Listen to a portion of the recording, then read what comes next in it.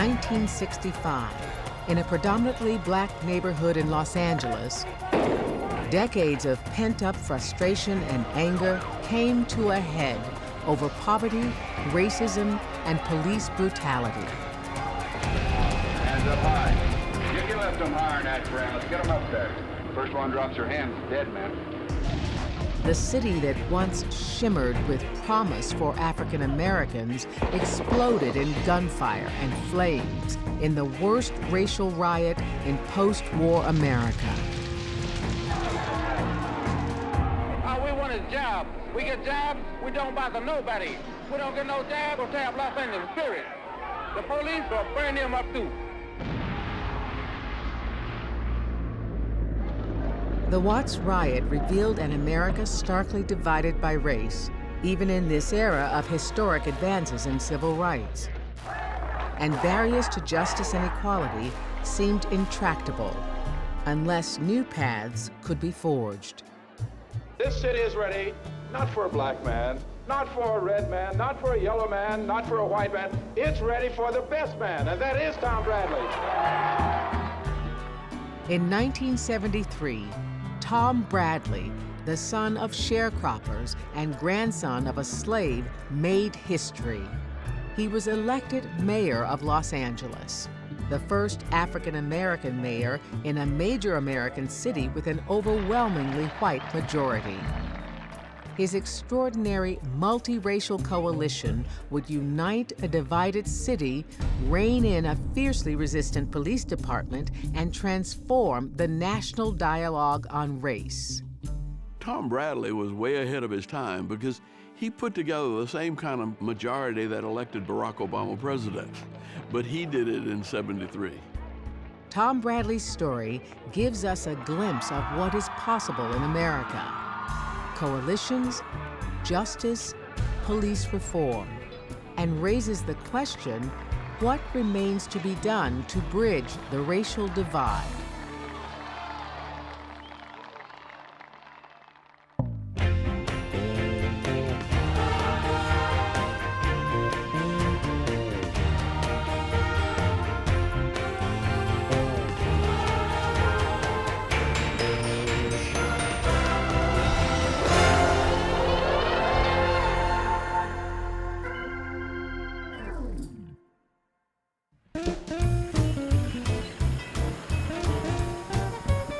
In booming 1940s Los Angeles, the police department was a small force in a big city. It kept order with a brutal and biased hand. Black and white officers could not ride in the same patrol cars, and the city's few black police officers were restricted to working in the Newton Division in South Central, the heart of the black community. We were totally segregated, but the more blacks we got in our own department, we could begin to bring changes about. Tom Bradley was one of the ringleaders in bringing about change. This was the police department that Tom Bradley joined in 1940. It was a civil service job that paid $170 a month and provided the means for Bradley to marry his high school sweetheart, Ethel Mae Arnold, and start a family. The department had a reputation for the treatment of blacks in the city. It was something that I was determined that I wanted to go on the job, try to change that attitude. The first time I ever heard of Tom Bradley was probably in the early 50s. He was generally perceived as a no-nonsense police officer. He basically walked his footbeat, he held people accountable. He never used his weapon, and I don't even think he ever drew it. But he would always catch burglars, car thieves, purse snatchers. You know, he would just outrun them. Bradley had been in LAPD Blue for 10 years when William Parker was appointed chief of police. Parker took over a department that was totally corrupt. Officers were involved in the criminal element, and he basically revamped the department. Bill Parker did clean up the department in terms of its corruption, but allowed a different kind of corruption, which was to be as brutal as you needed to be. Parker could never say Negro, you know that. He was nigger. He ran the department just like J. Edgar Hoover ran the FBI. He's a dictator. Everybody knew that Chief Parker was watching you. It was a practice in the police department to put anyone suspected of being too liberal, too much of a reformist, and trying to get information on them. I made a number of recommendations about things that I thought ought to be changed. I did develop a reputation of being what they would call a troublemaker. Anyone who had the courage to speak out against the injustice in the department. Bradley took the exam to advance to lieutenant and became the first African American to supervise white officers. Then he set his sights on becoming a captain. Several of us met with Parker to solicit his support for the promotion of Tom Bradley. And Parker told us, well, you know, you're way off base. We're not going to be promoting his kind. Unmitigated manifestation of racism. And when that ambition and that limitation come to a head, Tom Bradley has to make a decision. Is my future in the Los Angeles Police Department, or is my future somewhere else? Tom Bradley chose to go to law school.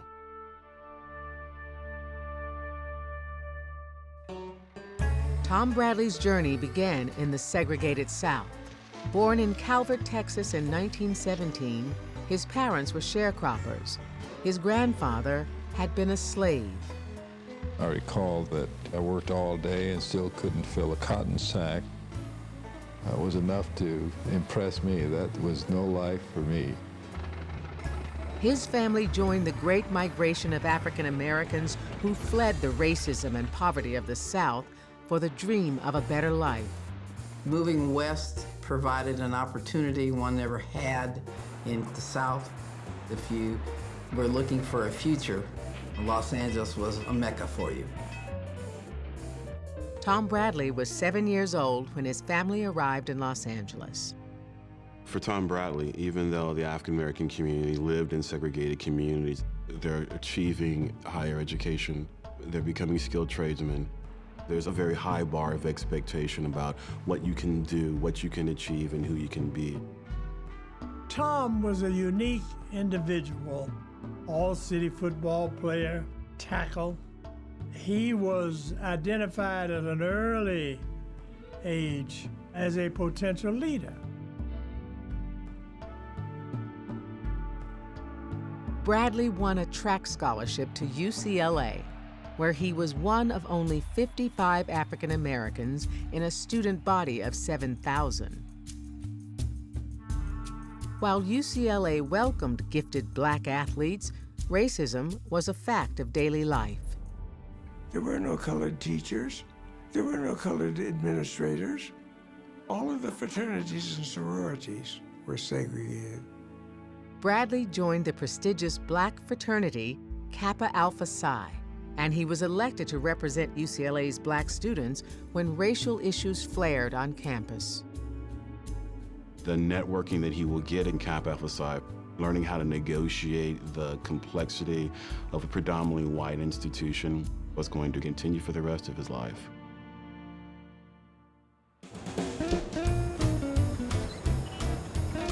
Los Angeles was always a diverse city with people coming from different parts of the country and different parts of the world. But it was a city largely defined and controlled by whites. We're still segregated. There were still areas that you couldn't go to. So my dad focused on moving us into an integrated area or making it integrated because we moved there. For the black community in Los Angeles, one of the most galvanizing and important civil rights battles was the battle against racially restrictive housing. It was a barrier for people of color, African Americans, Mexican Americans, Asians, sometimes Jews, to move into the neighborhoods they might want to live in. Restrictive covenants blanketed the city, meaning that white neighborhoods were fighting to stay all white. You'd have trouble getting along. And if that's not enough, then you could face physical violence. Neighbors could attack you and did. And that was the situation that existed. My father, he looked at the house at night because he didn't want to be seen in the daytime. He wanted to move and have better things for his life, for his family. And that's just how he lived his whole life. We had to have a white intermediary to buy the house. Daddy, he always thought that unless people got to know you as a person, they would always think of you as a group. And the only way to change that perception is to live among, or work among, or be among.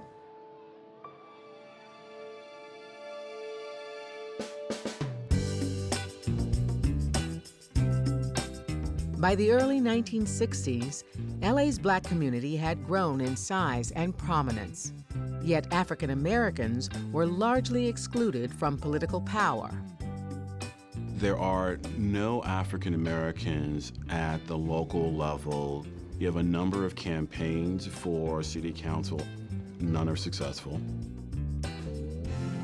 As we look at the 60s, the church was not only the threshold, it was the assembly point for the civil rights movement. It had to be socially active, getting people to vote, getting candidates to present themselves. Leadership had to come out of the black church community. Enter H. Hartford Brookins, the extraordinary new leader of First AME Church, and the brilliant idea of saying, look, what we need to do is get behind a single candidate and to have a convention to select that candidate. In the black community, Tom Bradley, he was prominently known and highly respected. So get up and make that speech. And I therefore nominate the man I think best qualified to take this position. And that's Tom Bradley. Bradley had his base in the African American community, but in the 10th district, it wouldn't be enough to have black votes to win. He always needed much more than that. This is a very diverse district of African Americans, of Asian Americans, of Jewish liberals. When Tom Bradley is running for office in 1963, there aren't many models, except for one, and that's Mexican American, Edward Roybal. He put together a multicultural coalition to win elective office, reaching across ethnic boundaries, ethnic communities. Bradley watches this and replicates this when he runs for city council. Member of the council in the 10th district, in and for the city of Los Angeles, to the best of your ability. I do. Mom, how you doing? Oh, fine, darling. How are you?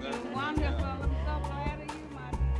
In 1963, something incredible happens. 3 African Americans get to the city council. 3 out of 15, that's 20%.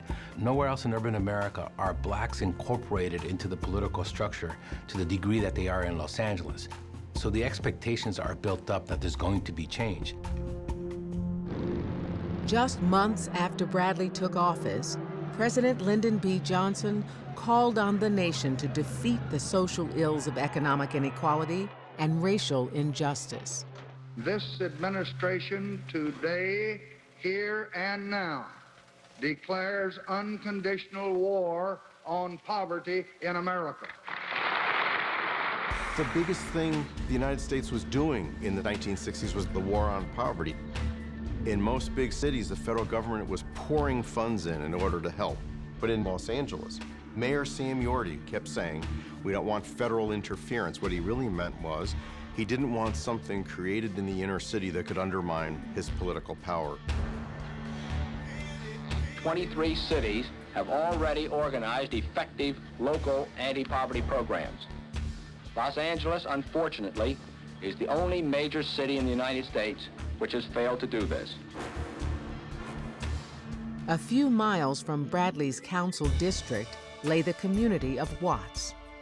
Once the destination for tens of thousands of African Americans who came to LA's booming wartime factories, Watts had become a place of broken dreams. You've got this mixture of a lot of working class people with decreasing opportunities for employment, primarily in public housing, and there's no infrastructure there. Take 3 buses to get to the public hospital. There's no banking institutions that are there. You've got an extraordinarily heavy police presence that is there as well. I think that there is widespread belief in the Negro community that there is a considerable amount of abuse of police authority. There is a great deal of malpractice on the part of the police. They are regarded with suspicion in some quarters and with hostility in others. After Bradley sees what's happening in South Los Angeles, he really became the most formidable challenger to the alliance between Police Chief Parker and Mayor Sam Yorty. I think that Bill Parker saw Tom Bradley as a traitor. Bradley was a former police officer, and he wasn't abiding by the code of the LAPD, which was circle the wagons and never admit you did anything wrong. Then in 1964, a slap in the face of black voters. A ballot measure, Prop 14, to invalidate a fair housing law to prevent discrimination on the basis of race. State law requiring the sale of homes to any person able to pay, regardless of color, was under attack. White organizations, led by various real estate groups, collected signatures for a referendum which would repeal the law. Martin Luther King came to Watts to spell out the meaning of the referendum battle. If a man says to you that you can't live next door to him because of your religion or because of your race, that man is saying to you that you are not fit to live. California has said that. August 11th, 1965. The arrest of a black man suspected of drunk driving fueled the tempest of anger, frustration, and violence that Tom Bradley had warned about. 6 days of rioting in a Negro section of Los Angeles left behind scenes reminiscent of war-torn cities. More than 100 square blocks were decimated by fire and looters.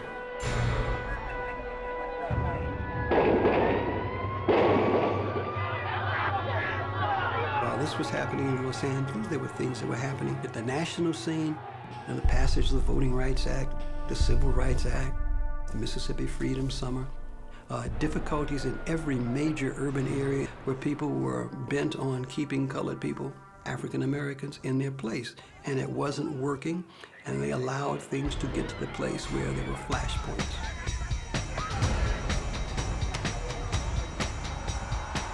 A week after the riot, Dr. Martin Luther King Jr. returned to Los Angeles to meet with local leaders and the community of Watts.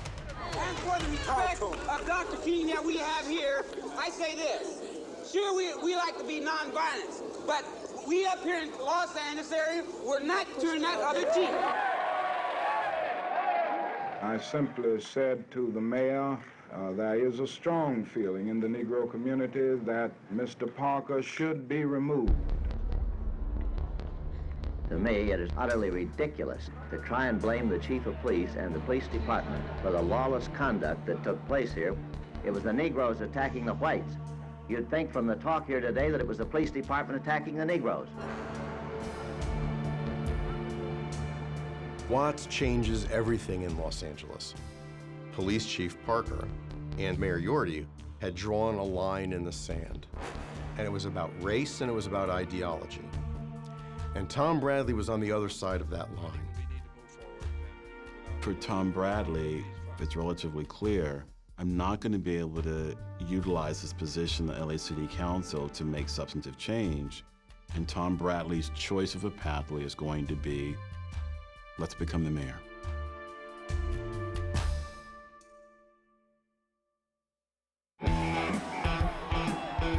By the late 1960s, the nation was in turmoil over race relations and the Vietnam War.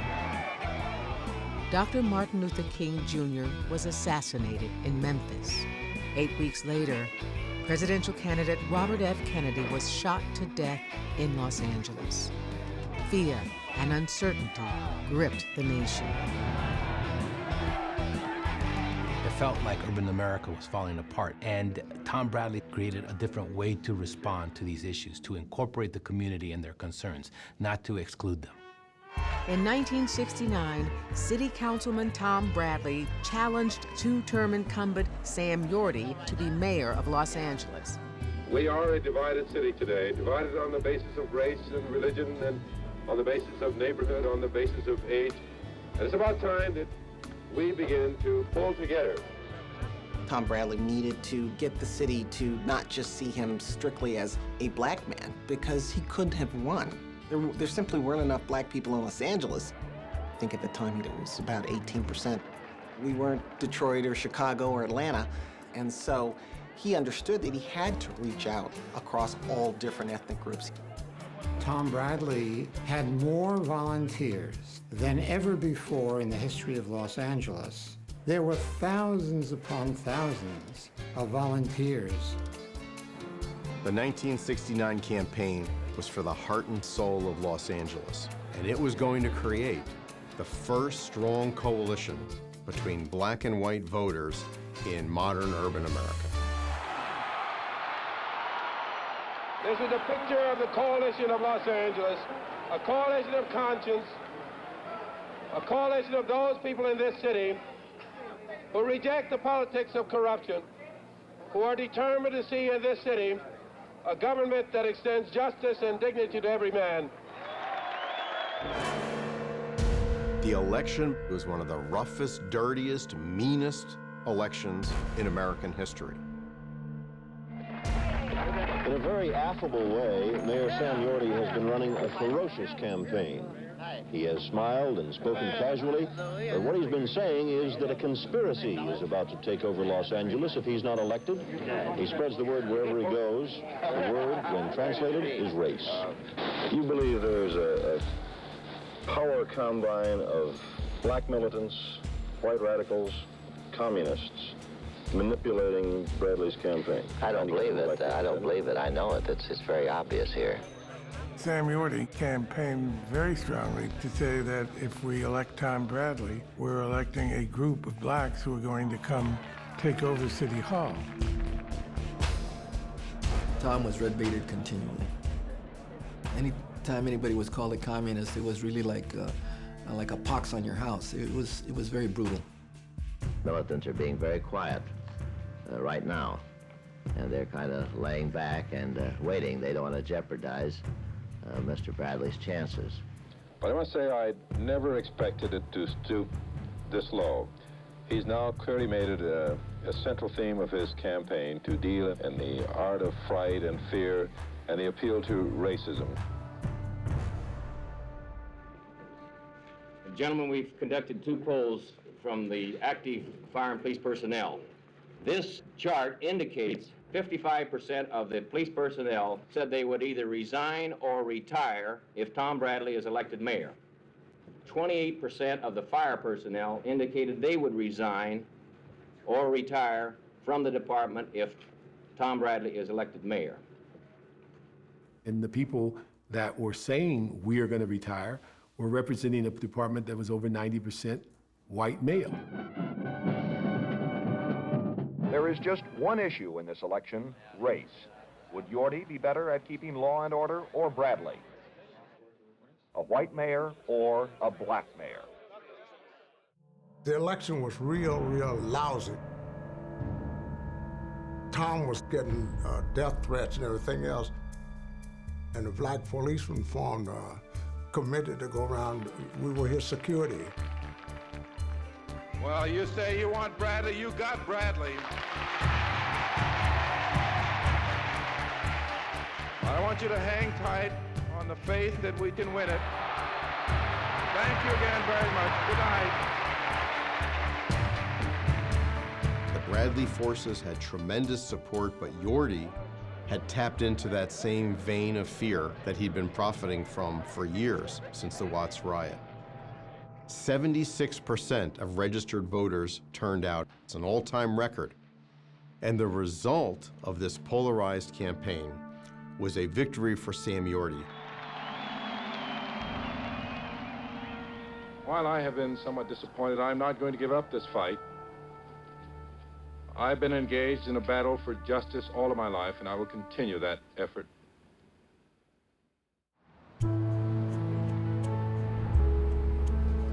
I started working from the day that campaign was over in 1969, hoping that people would know me, would understand what I stood for, would know my record and my background and my programs. 1973 was a very different year from 1969. It was the calm after the storm. So much of that stress and upheaval was over. And the issue of government reform and cleaning up government was very much at the forefront of people's minds. I think the people of this city know where my heart is. I love this city. I want to keep fighting to make it better. That's why I'm running. We spent a significant amount of time in the paid media telling the voters what Tom Bradley stood for, what he believed in.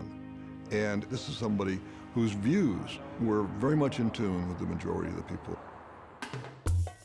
The heart of the Bradley campaign was a relationship between African Americans and Jews.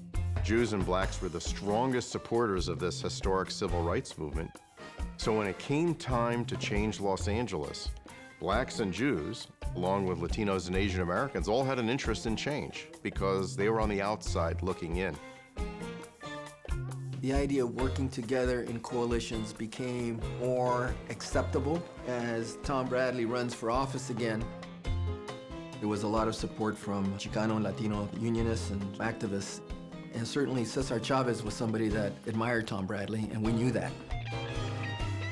We got Bradley headquarters in Little Tokyo in a very visible location. And we leafleted. We got a lot of younger people, younger Asian Americans, aware of the importance of active participation in the democratic process. It was kind of an awakening in Los Angeles. We were a divided city, and it was Tom Bradley's campaign that brought these disparate groups together. The people of this city are going to be able to look beyond the question, the irrelevant factor of race, and look to the qualifications, the programs, the ideas that the candidates offer.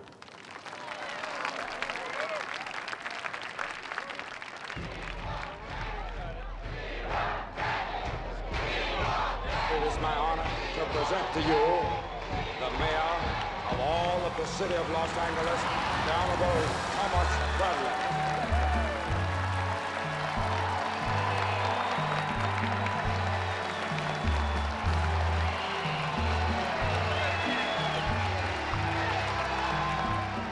Tonight was the fulfillment of a dream, the impossible dream. The victory which has come tonight is not just a victory for Tom Bradley, not just a victory for the campaign, but a victory for progress, a victory for our children. Thank you very much. Would you welcome, please, the new mayor-elect of Los Angeles, Tom Bradley.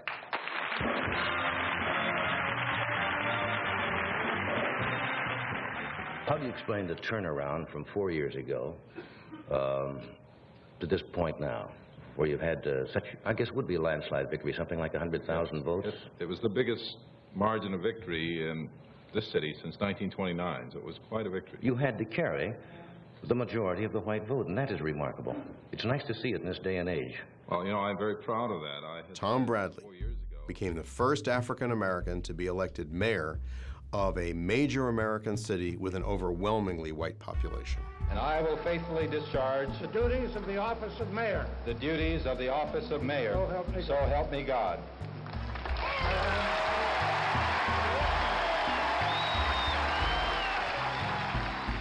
Your rejection of the appeals to racial prejudice will serve as an historic monument to the political process in this country.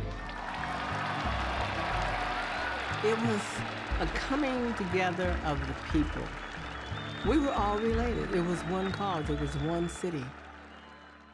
Oh, I'm swelling up because I remember. Wow. That's what we did.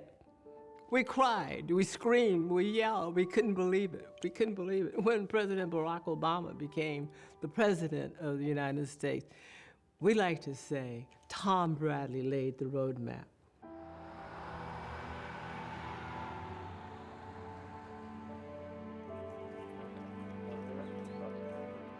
The day after he was elected, the City Hall chamber was completely different. The furnishings were the same, the hallways were the same, but all of a sudden, there were no lobbyists.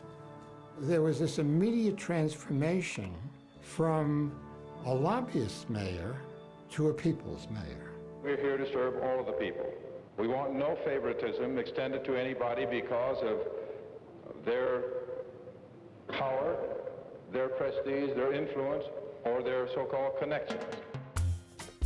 Before Tom Bradley was mayor of LA, you did not have diverse people in high-ranking positions in City Hall. You did not have Latinos, African Americans, and Asian Americans on powerful boards and commissions that make major decisions that affect the city. As soon as he became mayor, he began the process of incorporating Mexican Americans into his governing coalition. He decided to have 2 deputy mayors at all times, and always one of those was a Latino. He'd have a monthly open house, and anybody with any problem could come to City Hall, line up, and have a meeting with the mayor. I think personally he's made an excellent attempt at meeting the people and getting down to earth and finding out really what's happening and what people are trying to think and what they're concerned about. Hello, how are you? Tom Bradley was on a pretty even keel. He wasn't bombastic. Tom was very economical with his words. It was a quiet kind of leadership.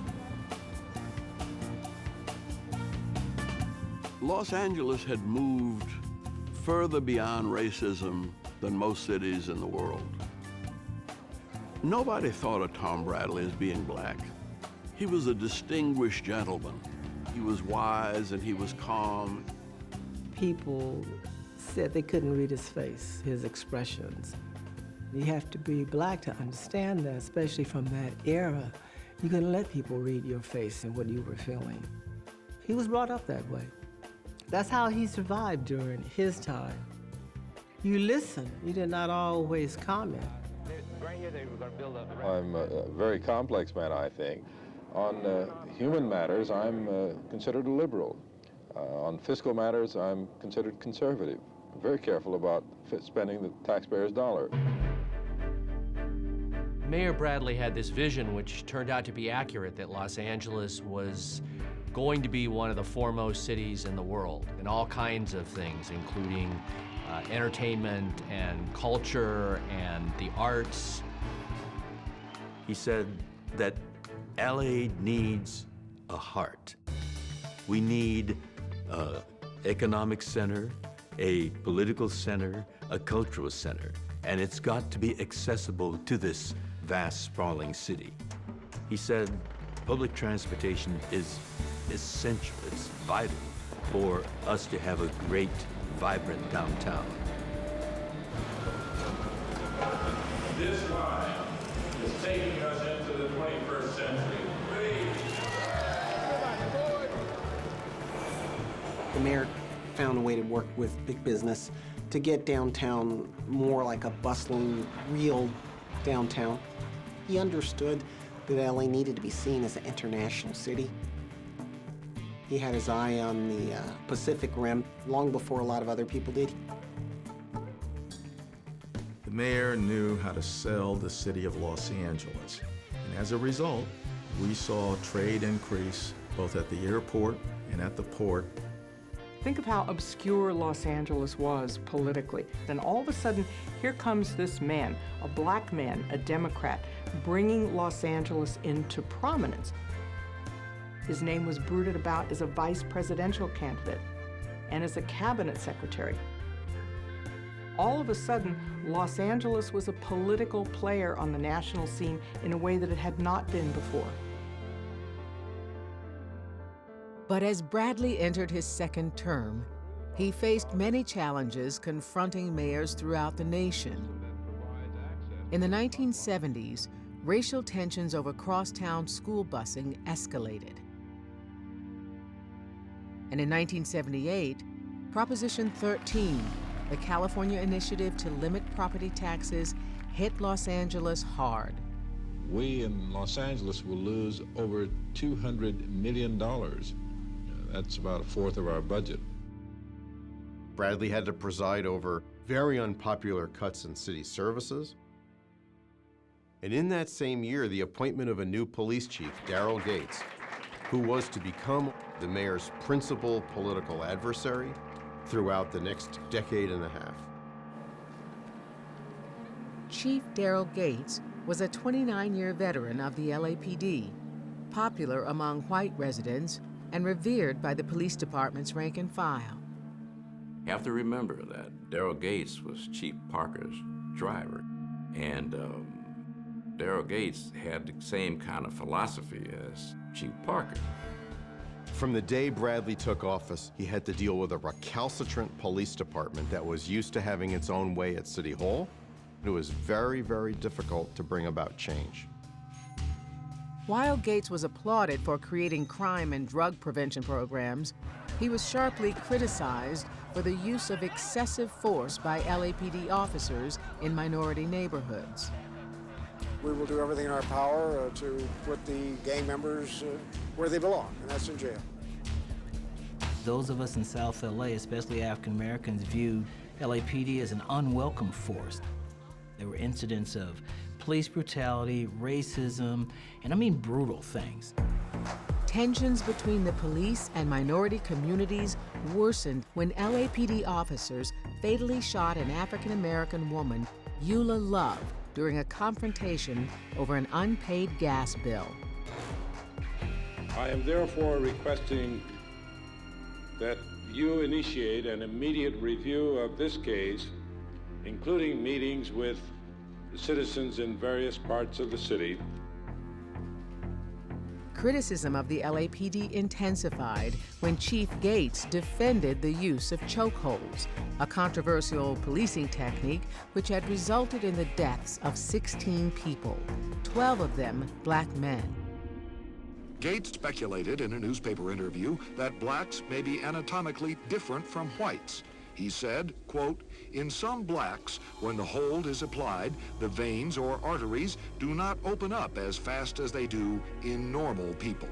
I think that Daryl Gates has proven without a shadow of a doubt that he is not competent or capable to handle this job. I ask again for Daryl Gates' resignation. Bradley knows he can't get Gates out. The city charter gave the police chief civil service protection, which meant the mayor and the police commission could not fire the police chief without cause. And unfortunately, misbehavior in minority communities was not defined as cause. And Daryl Gates knew that from the start. While Bradley contended with a defiant police chief, he pursued the chance to make history again. Tom Bradley knew that he wanted to become governor. He thought that he would be much more effective as governor to change certain laws. And so the ambition led him to, not push very hard on some policies. And I think this was certainly the case when it came to police reform. I accept with gratitude and thanks your nomination to the office of Governor of the State of California. The polls were clear. Tom Bradley was on his way to becoming the first black governor in modern American history. But his endorsement of a controversial handgun registration initiative threatened his solid lead. We knew this is going to be a problem for us because there's going to be ranchers and farmers and cowboys out there coming out trying to say, "You're not going to take my gun away." And while they're in the booth, they're going to vote no for the black Democrat and yes for the white Republican. All the polls had said that he was winning statewide. He's getting ready to walk out to claim victory. And someone says, "Hold on." NBC News projecting that George Deukmejian will be the winner in the California governor's race over Los Angeles Mayor Tom Bradley. And everyone collapsed because Tom Bradley had lost. And what it said to us was that people would say that they were supporting Tom Bradley because he was a good candidate, but when they got behind the voting booth, they couldn't take their hand and stamp that name.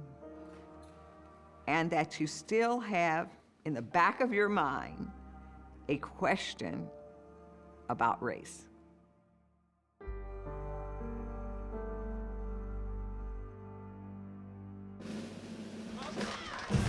But Mayor Bradley would not let defeat destroy his dreams.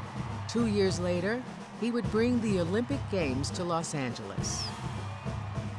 It was an intensive campaign that began during his first term in office.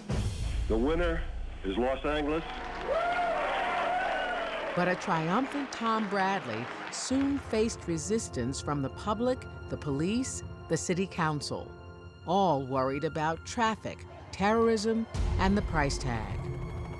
We have no intention of going into the red. We've indicated that we think our revenue projections are sound and conservative. Bradley had a plan to finance the Olympics through business sponsorship. It was bold and innovative. But the International Olympics Committee refused.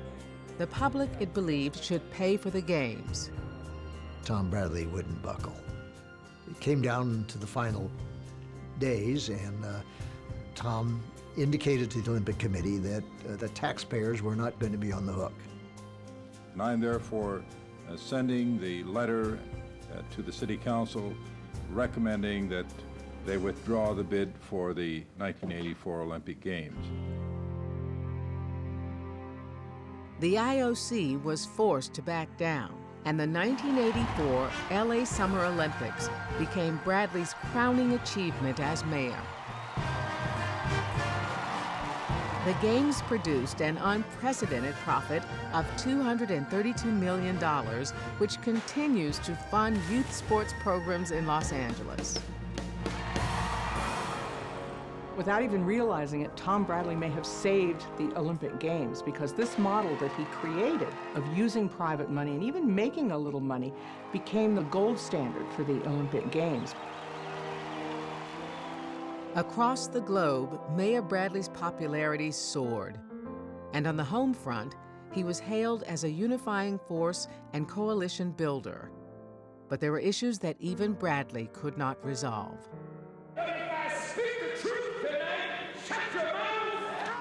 By 1985, the threads of Bradley's Black-Jewish coalition began to unravel when Nation of Islam leader Louis Farrakhan, known for advocating Black nationalism and anti-Semitic views, came to Los Angeles to speak.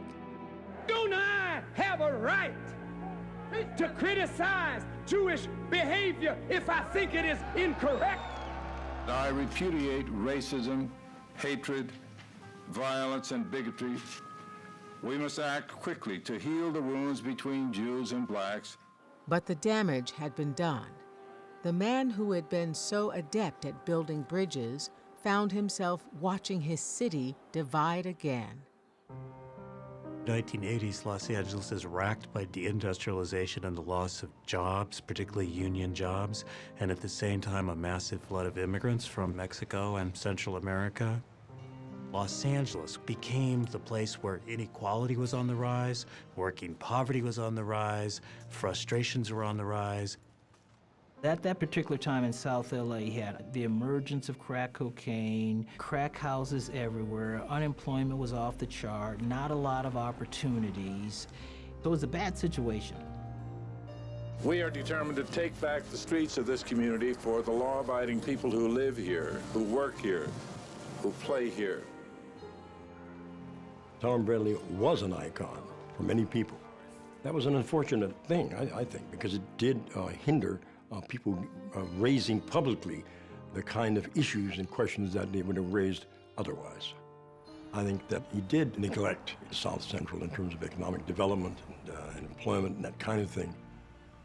There was perhaps a sense that he was more the mayor for the rest of the city than he was for blacks, because if anyone thought that Bradley would wave a wand and all the problems that blacks were experiencing would go away, that was the furthest thing from the truth. I think he tried to do the best he could. He just wasn't very vocal about it.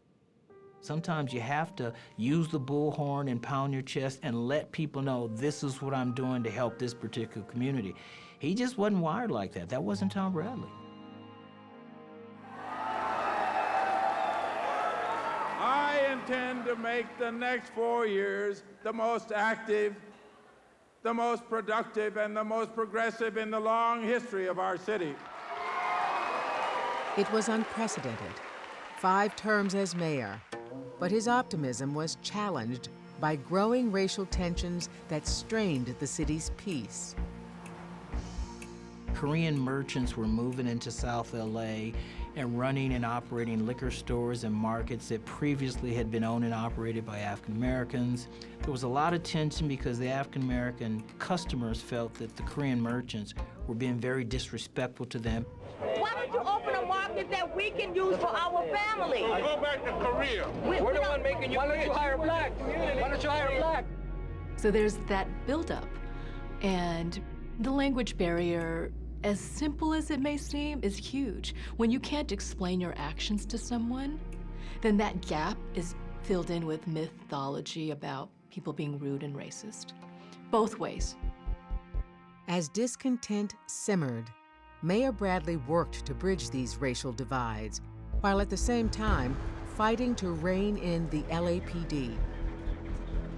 Darrell Gates continued a long tradition of Los Angeles Police Department operating like an occupation force in the African American community. A very brutal, racist institution where it was, in my opinion, unofficially, if not officially, sanctioned it's all right to beat the hell out of black people. Early Sunday morning, a black man whose car had been stopped by Los Angeles police officers was struck and kicked repeatedly. When people saw the video of the beating of motorist Rodney King, everybody had a visceral connection because we all felt either we have been Rodney King or we've seen beatings like that. And finally, somebody caught something like that on camera. I am as shocked and as outraged as anyone. Tom Bradley now was in a position to take further action, stronger action on police reform. He created the 10-member Christopher Commission under Warren Christopher, former Secretary of State. The commission has shown that the problem of excessive force is aggravated by racism and bias within the LAPD. The chief has only one choice. He must step aside. I am not going anywhere. I'm staying in. We want Darrell Gates removed as chief of police. Gates has got to go. Gates has got to go. Reform LAPD! Reform LAPD! 13 days after the Rodney King beating, another videotaped incident shook Los Angeles. African-American teenager Latasha Harlins was fatally shot by Korean immigrant grocer Soon-Ja Do after a dispute over a bottle of orange juice. Stop killing our children! We want justice! Stop killing our children! But for many African Americans, justice would not be served. Soon-Ja Do was convicted of voluntary manslaughter. The judge imposed probation, but no jail time. He got away with murder. After 7 days of deliberation, the jury in the Los Angeles police beating of black motorist Rodney King returned verdicts late today. April 29, 1992. The city braced itself for the outcome of the trial of the 4 police officers accused of beating Rodney King. The jury has reached a verdict. Would you hand them to the bailiff, please? We, the jury, find the defendant, Lawrence M. Powell, not guilty of the crime of assault by force likely to produce great bodily injury and with a deadly weapon, in violation of Penal Code Section 2. I was shocked, I was stunned, I had my breath taken away by the verdict that was announced this afternoon. We have had enough. We encourage you to express your outrage and your anger verbally, We don't intend that any of you should go out and burn down any buildings or break out any windows. Here you had a very angry, frustrated community where an obvious injustice had taken place. And this was sort of like a volcano that had been building and building. There were other kinds of issues out there. Lousy education, unemployment, twice the rate of the general population. For us, it didn't start off with Rodney King, but the murder of LaTosha Hollins is what stroked the civil unrest. We felt that enough was enough, so we decided that we wanted to go to Koreatown and burn down their stores in memory of LaTosha Hollins. I mean, can people realize what they're doing is wrong? This is not the way to overcome racism. The Korean immigrant community, the Korean businesses, called the police like everybody else, but the police did not come. So the arming themselves were an act of a desperate people trying to protect themselves.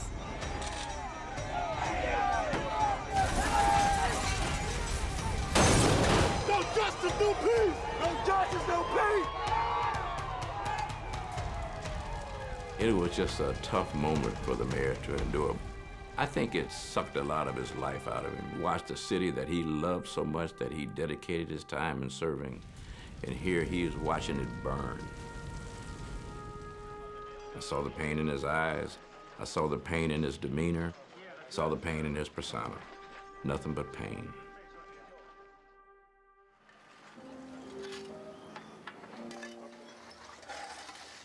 "1992 was actually the symbolic end of the Bradley era. When you look at the neighborhoods that exploded in unrest, they had twice the poverty, twice the unemployment. It was very much a bread riot instead of a race riot. It seemed as if the Bradley years would end in tragedy. But instead, only 6 weeks later, in a climate of fear, the Bradley Coalition came together one more time to pass Proposition F, which for the first time created a modern Los Angeles Police Department under civilian authority that would be accountable to the community and thereby redeemed the promise of the Bradley Coalition at the very end. I've served a record 5 terms as your mayor. Others should now have the opportunity and the responsibility to bring their vision to bear on the future of this great community. I am prepared to pass the torch to new leadership.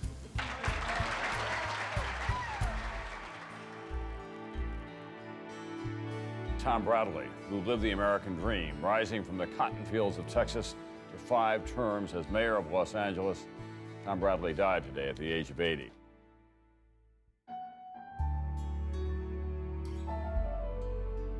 The story of Tom Bradley is absolutely extraordinary. It's about the American dream. Work hard, focus, intelligence, and community. Building a multiracial coalition offers hope. Is that not what America is about at its core? Tom Bradley was Los Angeles's great modernizer, leading LA to become a celebrated, diverse, global, and cosmopolitan metropolis. He proved through his own life story that effective and durable coalitions could be built and barriers of race and class overcome. In time, the bridges that Bradley built on the contested landscape of race in America ushered in new generations of African American and minority leaders who won elections, governed cities, states, and ultimately the nation. What once seemed out of reach, indeed impossible, came within grasp. Tom Bradley showed a way to bridge the racial divide.